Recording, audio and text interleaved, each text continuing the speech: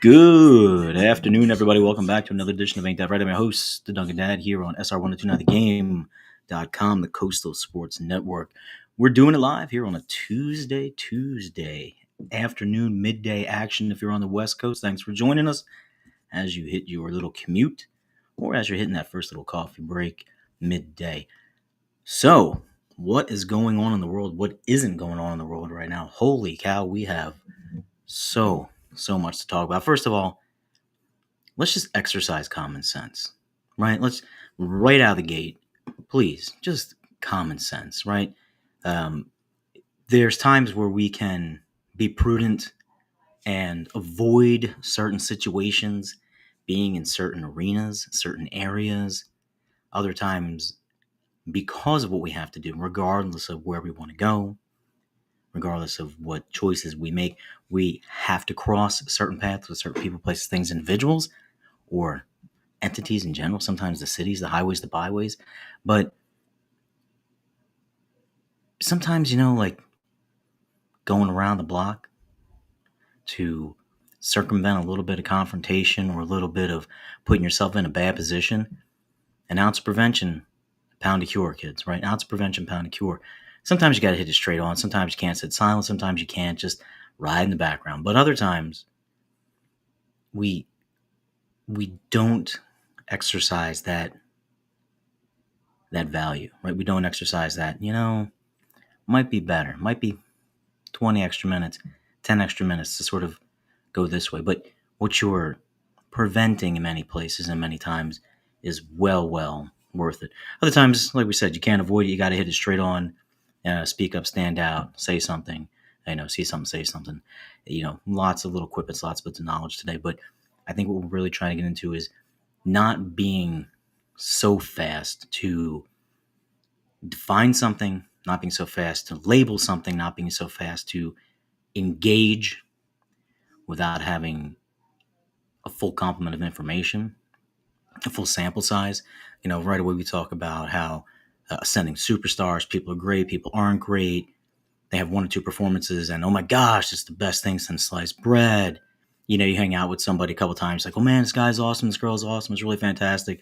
And then after like the third, fourth time, like, the shine kind of wore off and I'm looking for a little bit of proof in the pudding. And this is not saying that it's not there, but the level that you've built up this grandiose idea about a person, about a place, about a certain team, city, the shine wears off, right? It wears off. It's like after the tourist season's done at the shore, it's kind of plain, right? You get on a boat, take a cruise, after you get past the touristy stuff and you get into the nitty gritty, it's just people trying to make a living, right? Just people living their best life. Just people doing what they need to do in order to keep a roof over their head, food on the table, bills paid, clothes on their back. So that's where you begin to see the real proof and the merit and the real onus in an individual and in an entity and in a thing. If you're not willing to work for it, not willing to go through it, not willing to put in the time, you are going to wind up with this fool's gold sometimes.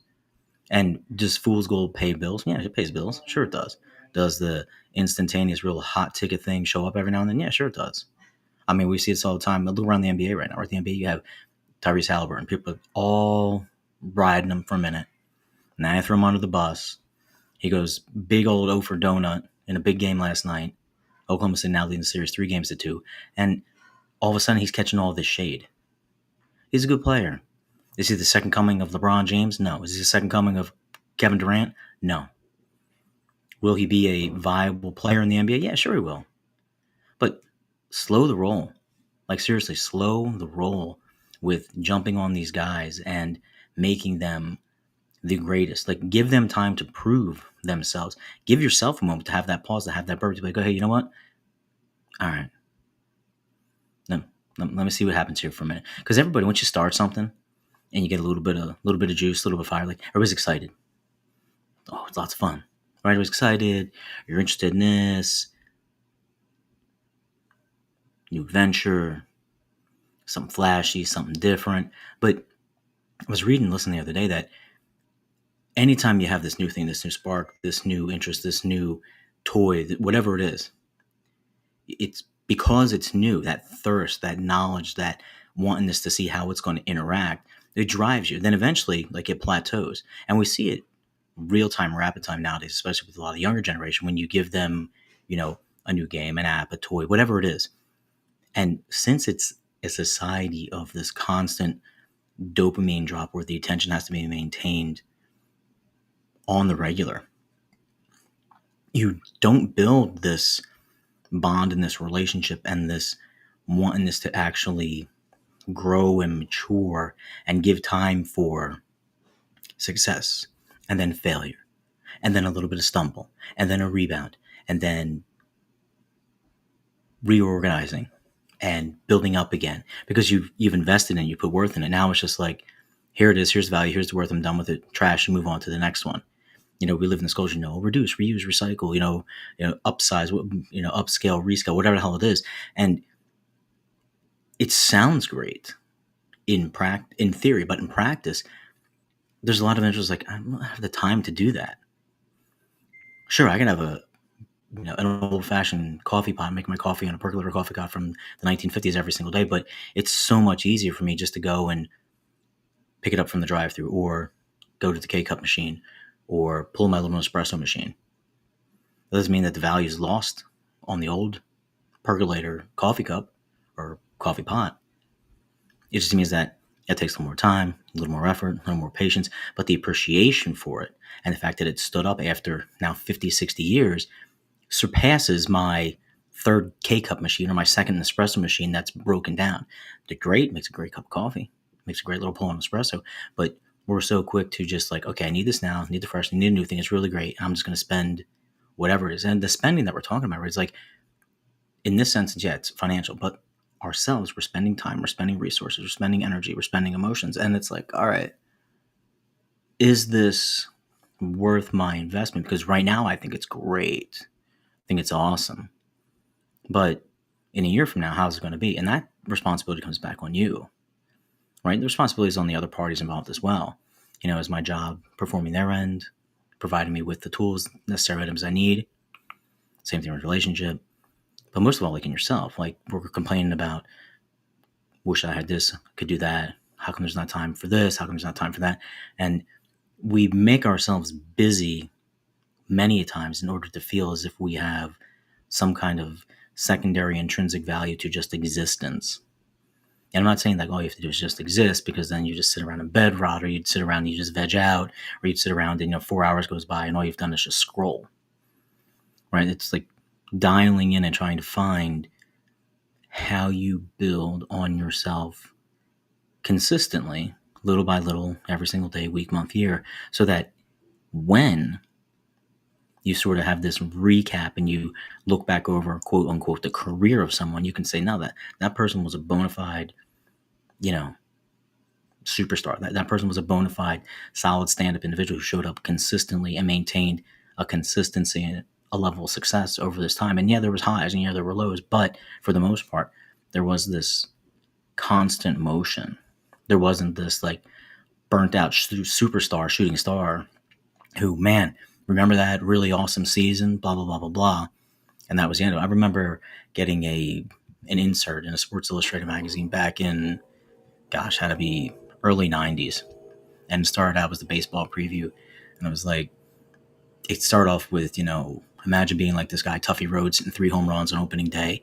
And you've never heard this guy again, Tuffy Rhodes. He was an outfielder, I believe, for the Chicago Cubs at the time. And it was amazing that now, printed for all time or whatever, that one season that led off the previous year, you had this guy who hit 3 home runs. And in that moment, in those first couple weeks of baseball, people were all over, oh, this guy's going to be great. Perfect outfielder, got a lot of pop, good size, and like you create this narrative about someone. And then unfortunately, it doesn't turn into something longer. It doesn't turn into something sustainable. Now, that's not a judgment on him or his talent. It's just that the way that the career progressed, that's the way that those chips fell. In today, the modern time, we're doing that in real time, split second, without really any concrete time to actually slow down and appreciate what is happening, but also taking it with a grain of salt, right? Like taking it with that little pause, that little burp. Okay, it's good. This guy's consistent. I've always said that, I'm a big, big baseball fan. I love Mike Trout to a point, but I'm not as fanatical of a fan of Mike Trout as some other people. And they're like, why? I suppose because his accolades for this small sample size, sort of like a Sandy Koufax. Oh my God, Sandy Koufax right here, throw me down, right? You have dominance for this block of time. Unfortunately, it's marred by, in other instances with other players, less than subpar, par seasons, injuries, and you are disappointed because you've never seen the fulfillment of what could be or what could have been. So when I mark that now up against the greatest of all time, and this isn't saying that Trout's not great. Mike Trout's amazing. He's fantastic. But people float around the ideas like, oh, would you trade so-and-so for Mike Trout? It's like, well, at one point, possibly. Now, no, I wouldn't. Why? Because I can't live in the past. I can't live off of what you've done back then for a limited amount of sample size and not follow through and be consistent. Now, he's had a resurgence this year. And I'm using him as an example because he seems to be the most polarizing athlete in the way of if there wasn't an injury, right? I mean, imagine how great, I love Ken Griffey Jr. Imagine how great Griffey Jr. would have been had he not had a little bit of injury.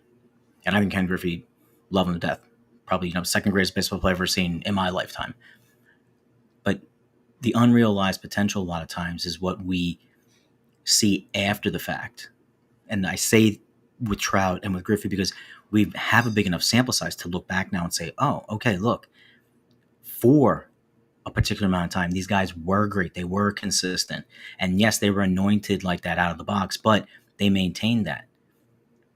Today, however, because of all the media, because of all the social media, we have one or two of these little performances spread out over a couple weeks from one or two guys, whether it be industry, sports, entertainment, cinema, and we're like, oh my gosh, this is the greatest thing since sliced bread, and nothing will ever be like this again, blah, blah, blah, blah, blah.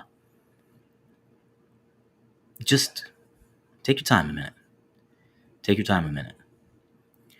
It's not saying it's not going to get there. It's not saying it won't be like that. It's not saying if you keep putting the work and the consistency, it won't ever come to that fruition. But don't be afraid to be the person who says, I'm going to wait a second. I like it, and I'm going to appreciate it, and I'm going to champion it, and I'm going to celebrate it. But I've seen this play before. I've seen this movie before. I've seen this story before. So I'm going to give myself a minute to let this sit.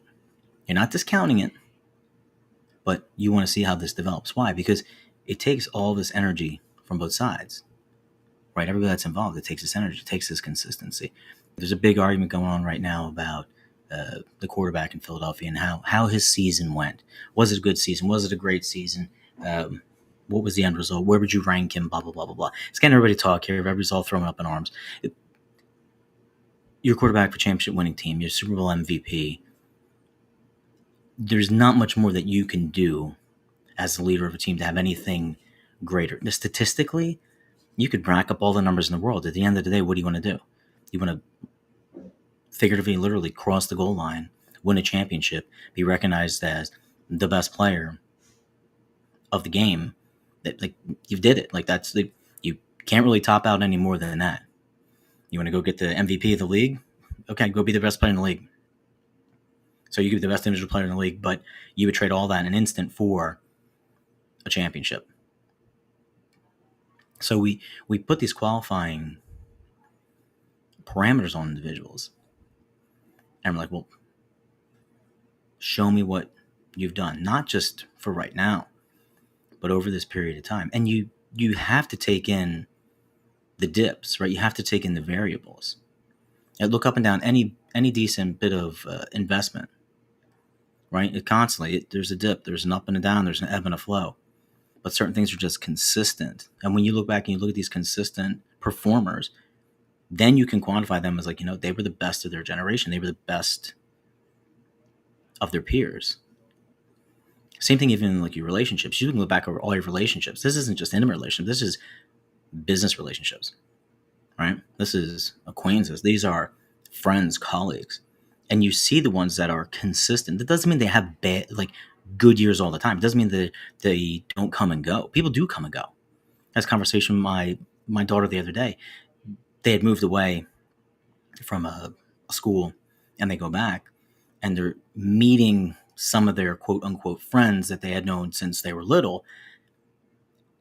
And because people change, because people mature, because the dynamics of the people that they were friends with, their environment has changed, even with the social media, even with the constant communication, even with the ability to track and keep up with someone in real time, even doing FaceTime conversations and chat conversations and game conversations, whatever these kids do, the servers, the Discords, the X, the Instagrams, whatever it is, when you come face to face with that, and we do this every time in life, how we talked about on our last program a week and a half ago, you're always meeting someone again for the first time with a previous like foundational impression, if that makes sense. Like, here's your first impression. That's got to be that guy, right?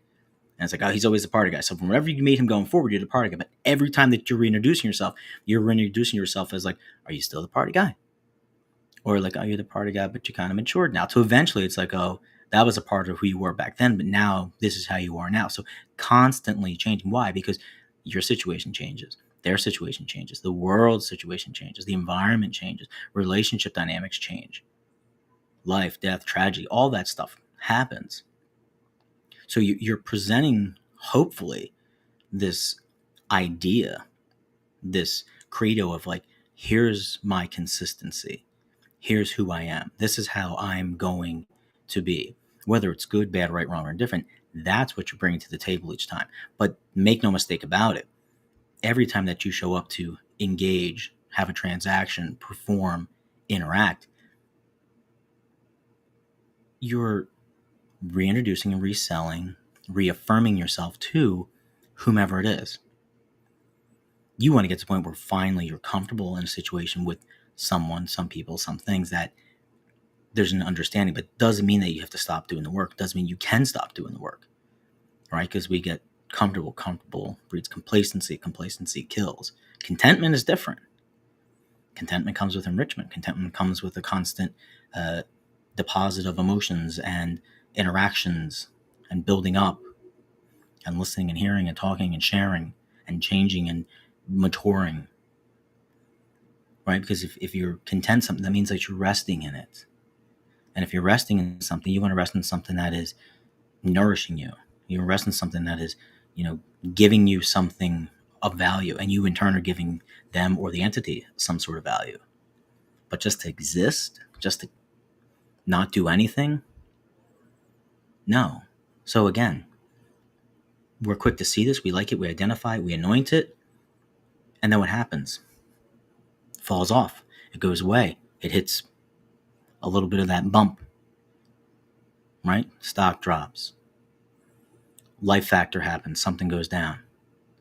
And you're like, man, I hope I made enough of the good investment over here, enough of the impression, enough of consistency that it's going to allow me the time to pull myself back up and come out of this and go forward. The cautionary tale is that now we are instantaneous. What was good 2 minutes ago is no longer good. Get rid of it. Move on. Next. Only to turn around within a news cycle or less than a news cycle. Oh, it was just a bad day. Bring it right back. And this constant high, low, high, low, high, low, high, low, high, low. It's not sustainable.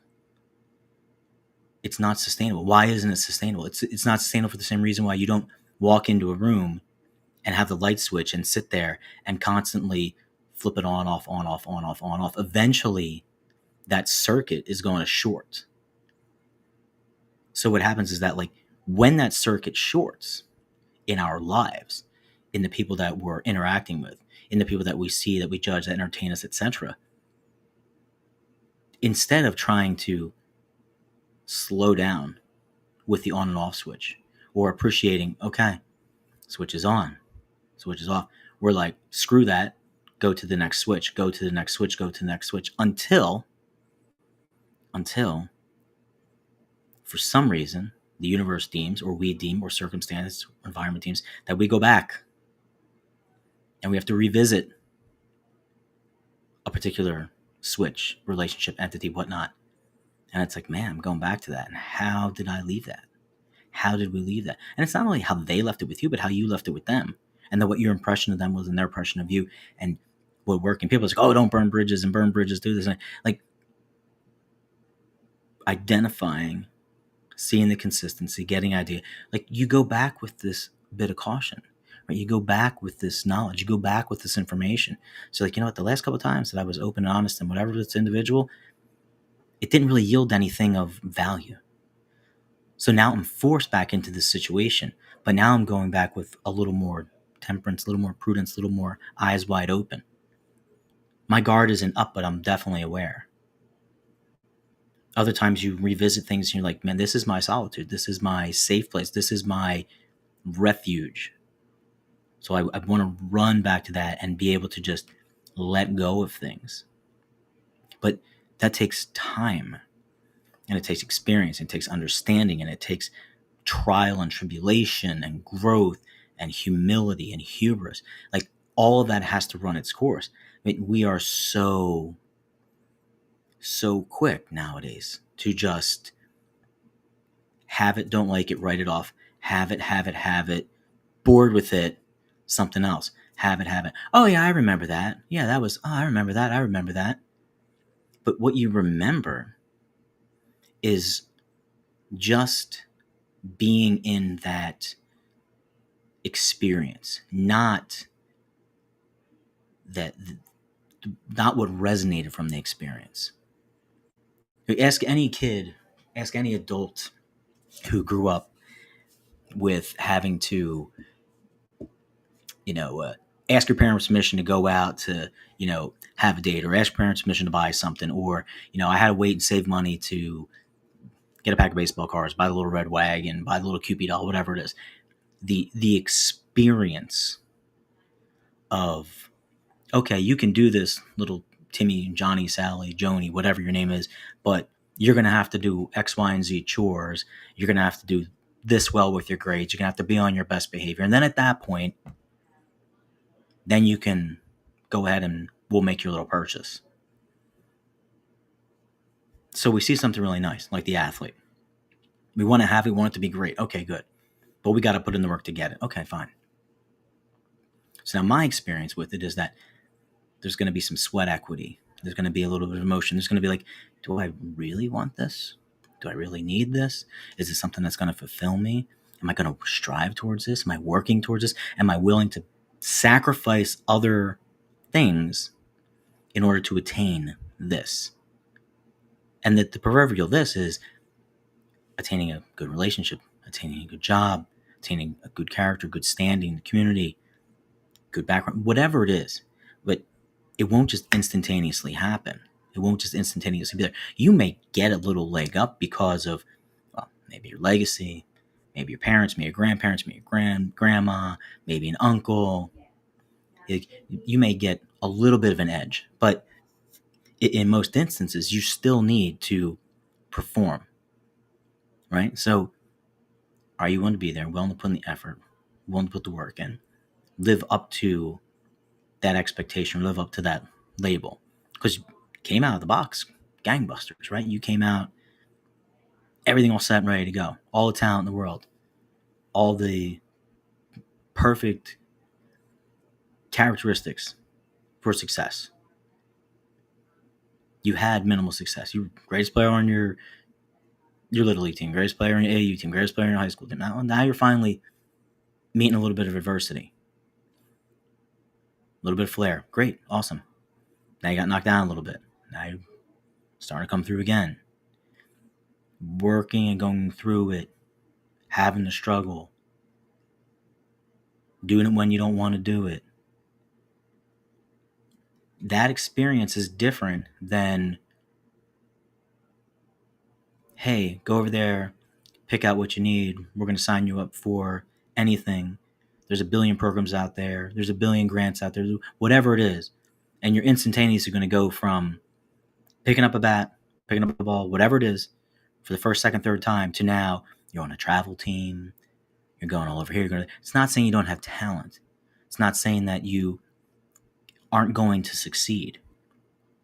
But that instantaneousness of having something right at your fingertips, just like in the beginning of relationships, just like in the beginning of jobs, like you can hand anybody the keys to any kind of vehicle in the world. Someone who's proficient will have done a multitude of driving on many things or many vehicle operations. That's just the way that it works, is with that experience, with that desire, with that work ethic that comes along with it, you're going to appreciate it more.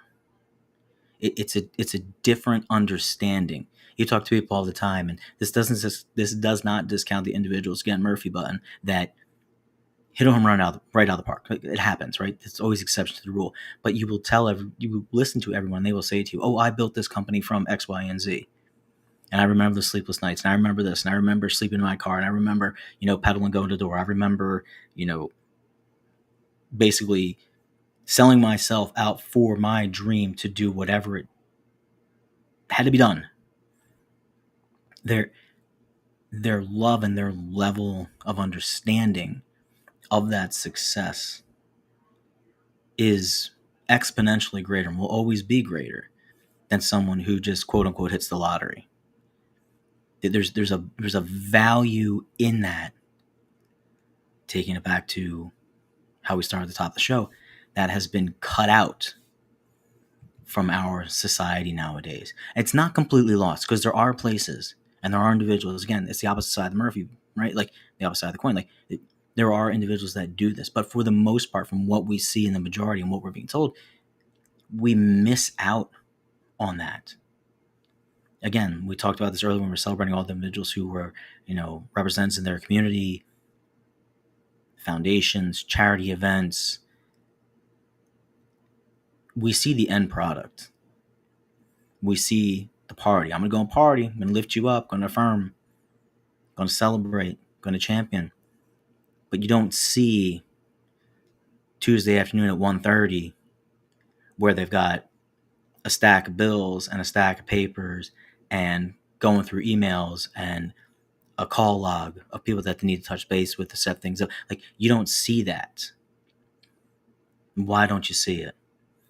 There's nothing pretty about that. There's nothing fancy about that. No one's sitting here all clean shaven, all done up nice, wearing their best little, name brand clothes, drinking their foo-foo drinks and coffees and whatever else it is. They're working. They're really invested. They're grinding. They're sweating. It doesn't look pretty. It doesn't look nice. There's a lot more frustrations in the passion. You have to be willing to be uncomfortable in all aspects of your life in order to really gain some success. Well, you shouldn't be uncomfortable in all aspects of your life. Why? Well, you should. I think people who say you shouldn't, they're lying to themselves. You should be uncomfortable with letting yourself get comfortable. Because once you do that, it's this big slippery slope of just, I'm just existing. Have I existed? Yeah, there's plenty of times I've just existed. It sucks. Nobody wants to exist. You want a purpose. You want to do something. You want to get out there in some kind of capacity, in some kind of interaction, no matter what it is that you're doing. I don't care if you're gaming. I don't care if you're playing chess. I don't care if you're, sitting on servers all day. I don't care if you're interacting with people. Like, no one just wants to exist and take up space. And if you do just want to exist and take up space, listen, more power to you. But I know there's something that resonates with you way, way down someplace that gives you some sort of energy, some sort of joy. That's what you're chasing. That's what you're looking for. But not allowing ourselves the time for things to develop and things to grow. And listen, don't be stupid. Like, if it's dangerous and it's not working out, then get out. Right? Like, if it's detrimental, get out. Go get help for something. right? You engage in activity and it's not good for you, get out. There's plenty of options, plenty of resources out there too. We talk about them all the time. It's listed all over the website, all over the pages. Like chasing your bets, right? You're gambling them, chasing. Not good, not good. You can have fun with it. Nothing wrong with it, but limits on everything, right? Other stuff. Letting it be isn't always a bad thing. You want to engage. Sometimes you got to let it be a minute, see what's happening, but don't be naive. Don't be naive. Other stuff, we're going to label it. Great. Oh, so great. Oh, so great. Oh, so great. It's amazing. And it's like, well, it is, but it's not. Like this particular instance was great. Like there's been countless great performances of actors, athletes, entertainers, relationships over the years and the centuries. Very few of them stand the test of time to a point where other individuals outside of what's happened right here will use that as an example of, okay, because everybody can think back to it. Everybody can think back to their small little intimate community neighborhood and think about one or two people. And they're like, that lady was the lady in the neighborhood. That guy was the guy in the neighborhood. I remember blah, blah. Nobody outside the neighborhood cares. Nobody cares. But for you, you made an impact and it cared.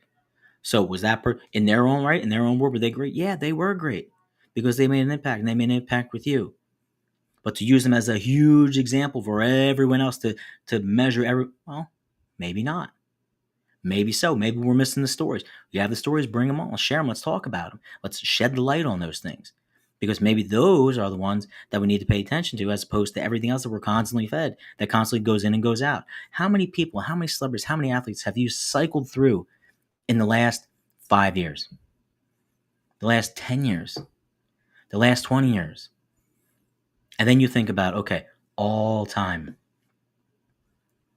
Realistically, like let's do music for 2 seconds. All right. Aside from the great composers, and you know who the great composers are. I know people will throw names out, but like everyone's heard of Beethoven, everyone's heard of Mozart. Right? I mean, from there, amazing. But I'm like the casual person on the street. Everyone's heard dun dun dun dun. I mean, everyone's heard that. I don't care if you heard it on Looney Tunes. I don't care if you heard it, on other shows. Like you've heard something by Mozart, you've heard something by Beethoven. More modern, like everybody's heard something about Elvis. Everybody's heard something about the Beatles. Right? There's other people. Yeah, you want to say Beyonce? Okay, we'll give Beyonce. I whatever. Taylor? Okay, whatever. But like those individuals are never going away. Their level of quantifiable greatness because of the product, because of their consistency, even though they were shrouded with a bunch of drama and turmoil and tragedy and craziness, the consistency of their story and their works have held up. Doesn't mean they were the greatest people in the world. Doesn't mean they were involved in the greatest things in the world. Doesn't mean they were little, not off-center sometimes. But we afforded these individuals the opportunity to show us over a long period of time who they really were. And you and your friends and your family, relatives, acquaintances, partners, intimate partners, business relationships, they will show you exactly who they are over time. It's up to you to decide whether or not you're going to keep going back to that well, because you're going to get introduced again to the same person, but different each time. The constant evolution or a constant de-evolution. It's a lot, but the caution again for right now in 2025 is be a little more prudent before you go throwing a label either way on a person, place, thing, entity. take a little bit of a pause. Doesn't mean you don't celebrate the moment. Doesn't mean you don't celebrate the performance. Doesn't mean you don't celebrate the occasion. You do, and you should. Those are the little deposits into the hourglass that move us forward. But before you go calling someone the next greatest thing since sliced bread, which I've never understood that to a point, but I guess it makes sense because you needed a sharp knife and cut bread back in the day. Take a break. Take a break a second. It's okay. Like, no one's going anywhere. And that's the thing that we miss. We all think, like, because it's so instant that people are going someplace and people are going someplace and people are going someplace. So what do? Is like, we chase it, right? We chase it, right? We're chasing fame. We're chasing relationships. We're chasing jobs. We're chasing, experiences. When these things will come and they will be there, and you need to do your part. Yes, absolutely need to do your part. In the same breath, though, you need to let this thing marinate. You need to let things reveal themselves. You need to let things develop. Why? Because if you're constantly running and chasing and seeking and going and looking, you're missing what's actually taking place. Oh, I didn't know you had kids. Oh, I didn't know you lost your job. Oh, I didn't know this happened to you. Oh, I didn't. Well, why? Because you never slowed the hell down. You never gave me an opportunity. Oh, well, they're not here now, so I guess they're not here and they're just not doing it anymore. You didn't. The whole mess of life just happened over here. A whole bunch of other things just happened over here. Oh, I must have missed it. I don't know what's going on. So you get back to the conversation I had with my daughter, and it's like they have their lives that are going on too, and you have your life that's going on over here. I said, but the cool thing is that you guys can actually stay in touch. And instead of just having these goofy conversations, which is fine, kids have a goofy conversation, you're beginning to make these little investments. Oh, well, where are you going to go to school? Oh, okay. Well, what are you going to study? Oh, okay. And what have you thought about this? You thought about that? Oh, how's it going over there? Like, you are taking these steps now and using these tools to like build these verticals, right? To have these relationships that we would have to entertain in person, and then just hope that the next time that we saw someone after years, that some of these things, some of these traits, some of these characteristics of these individuals would hold true. Because as I explained to her, just because this person acted a certain way when you knew them doesn't mean they haven't changed or grown up or liked something different and stopped doing that.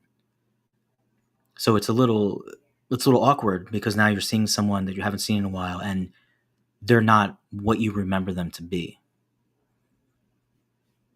Even though you've been, for part and parcel, following along and keeping track, there's been changes.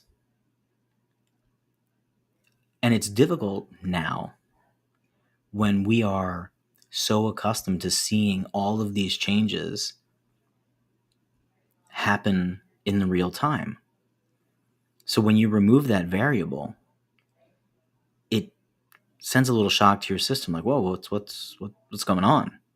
Well, what's happening? I don't, what was the old computer? Like, does not compute, right? It's not adding up.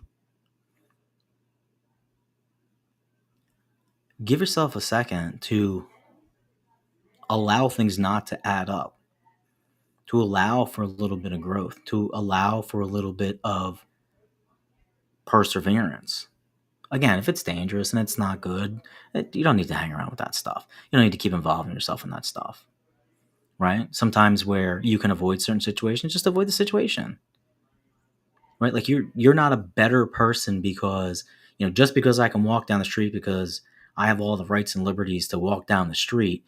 If I see there's a fire at the end of the street, I'm not purposely going to walk through the fire to get to the other side. I'll probably walk around. Why? I'm not taking anything away from myself. I'm not saying I'm less of a thing. I'm not saying I can't, confront the obstacle. But saying that the better part of my decisions is to just walk around. I'm still going to get to where I'm going. And I might encounter a lot of other things as I take that walk around. Are there times when you have to hit the stuff head on? Yeah, sure you do. We're not discounting that. But I'm saying so many times we feel as if we have to thrust ourselves into these great situations when we're not being really great for ourselves to begin with. Oh, wow, that hurts. That's so tough. But it's true. Right? You want to take up everybody's cause except your own. I'm guilty of it. I'll make sure that person's okay, make sure this person's okay, make sure I'm doing this, make sure I'm doing that. And what about you? Well, I'll get to it. Don't worry about it. I'm just a helper person. That makes me feel better. Okay, good. Until eventually you're tapped out. So eventually, like, you have to walk through a particular fire. You have to wade through the water. And you're like, oh crap, I'm not prepared to do that now. Why? Well, because I've expended all of my resources, time, energy, emotions on this, and over here. Now I'm knee deep and I'm sinking or I'm burning up. And then there's all the residual that comes along with that. Why? Because we're so quick to identify, so quick to help, so quick to intervene, so quick to judge, so quick to anoint that we haven't taken a breath and just taken it in for a moment and assessed and looked at the past, looked at the future, looked at the present, right? Learn from the past. Don't live in the future. Live in the present. Act now. Future, like all of these things that we constantly hear. But 10 out of 10 people, 9 out of 10 people, sometimes it's difficult for them to do that. Why? Because everybody's worried about, oh, make sure bills are paid, make sure rent's due, make sure, like, we have this big old checklist of like perform. Oh, not performing, trash it, next thing. Perform, not trash it, next thing. Oh, this starting to have value again. Let me go back to that. Let me go back to that. And it's like, find something that has worthwhile, that has meaning, that has value, that has consistency, and just stick the hell with it. Stick with it. Give it time to grow. Give it time to have its ebb. Give it time to plateau. Give it time to mature. Again, Murphy button again with all the stuff in the danger. We get that crap, right? That's understood. If we're this far into conversations with anybody and you don't understand that there's always that point where it's like, you know what? Not that you're checked out, but the outside factors or the inside factors are just too great to overcome. Come on. We're all mature here at this point. We all know. But like, we so many times over-anoint, over-affirm, over-appreciate to a degree that there's nothing that we can do to make it greater or better. We don't allow ourselves the opportunity for something more. And when we want something more, or we want something to be greater, or we have something that's really awesome, we want to do better, and it doesn't reach that, what do you do? On to the next one, until finally you're like, well, wait a minute. That person knew to pass the ball in this particular instance. This person knew let's go back to that. Let's catch lightning in a bottle again. Let's reinvent the wheel. Right? So many times, look around the NFL, right? It's a copycat league of this, like, for a whole while there, right? It's like, oh, everybody wanted to run the Wildcat offense. Then everybody wanted to run RPOs. Then everybody wanted the resurgence of the running back again. Then everybody it's cyclical, everything. And you keep dipping back into it, that. But the ones who succeed, the ones who mature, the ones that grow, the ones who achieve greatness, the ones that achieve this consistency are the ones that go through all of those steps and processes and learn from it and take a little bit of this and a little bit of that. And hopefully you have people, places, and things that come along with you on that journey.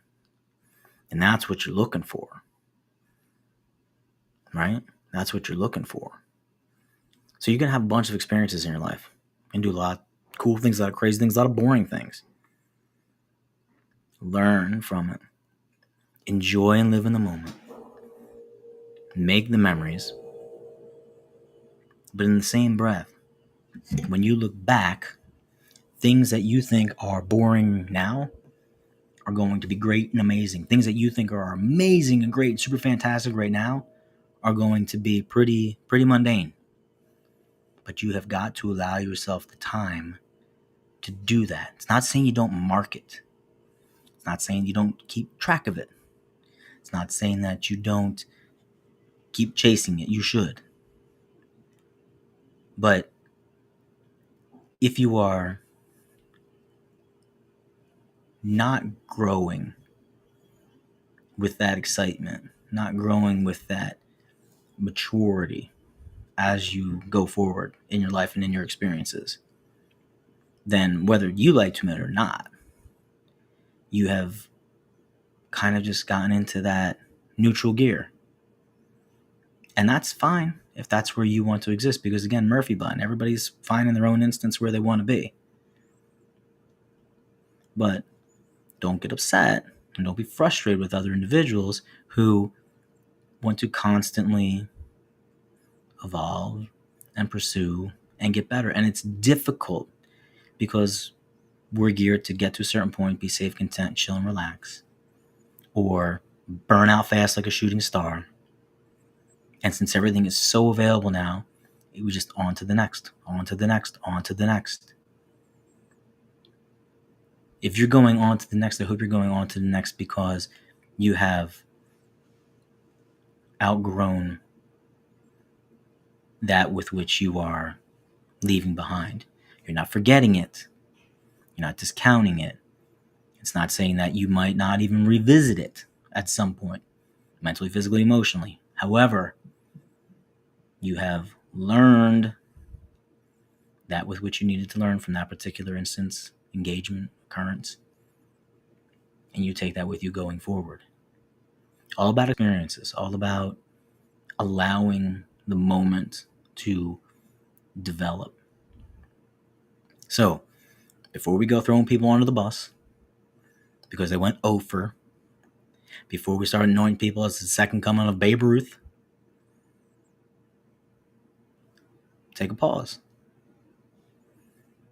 Nothing wrong with it. You're still going to champion it, still going to appreciate it, still going to celebrate it, still going to have that excitement, live in that moment. It's a great performance.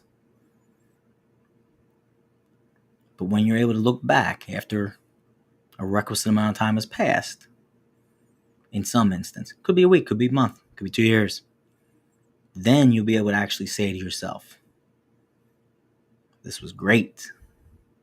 This was really good. This was a great learning experience. It was a hard time, but this is what happened afterwards. It was a really good time, and this was the downfall of it.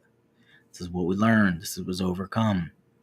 But we try to do it so quick in the moment that we lose sight of the actual experience. Because the experience, that crucible, that trial, that tribulation, that up, that down, that is actually the lesson. It's not the end result.